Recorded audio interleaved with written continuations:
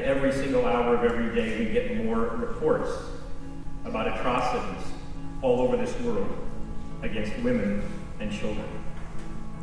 We are being tested by events and by the times. The need for justice has never been greater.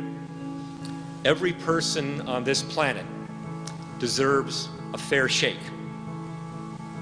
And far too many of them live in communities without justice and therefore without hope. That's intolerable. Communities of opportunity and equity, that is what we seek. The rule of law is the predicate for the eradication of poverty, violence, corruption, pandemics, and other threats to civil society. It is the engine of justice. And we are the stewards of that rule of law, as well as its vigilant guardians. So we believe emphatically that the beginning, the building block for communities of economic opportunity and of equitable governments,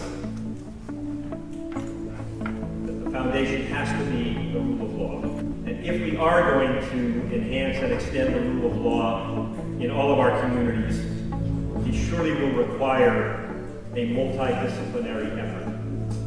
And so when you think of the World Justice Project, think of a multilateral, multidisciplinary, action-oriented project. We come from 85 countries. We represent 18 work disciplines.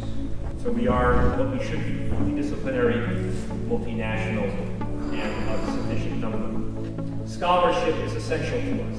We have a cornerstone of intellectual honesty and force about what we are doing. We come together and we incubate plans for action programs back home. We are excited by the results we have from applying our rule of law index. The index is made better by the learning from the field in terms of action programs. The index is made better by scholarship.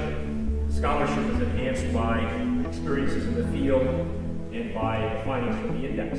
We have managed to establish and fund an opportunity fund by means of which we can provide seed money for the neediest and best designed of those programs. And we will have commitments in 11 regions around this world. In each region, those rule of law communities, those communities moving up the continuum away from chaos and caprice, are communities which are less vulnerable to the ravages of abject poverty.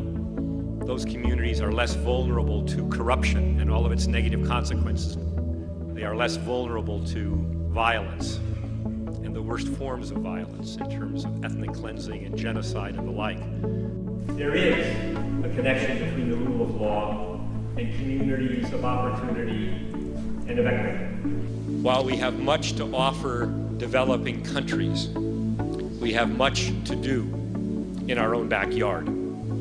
We have work to do, you and I, and it's good and it's important work, and there's lots of it.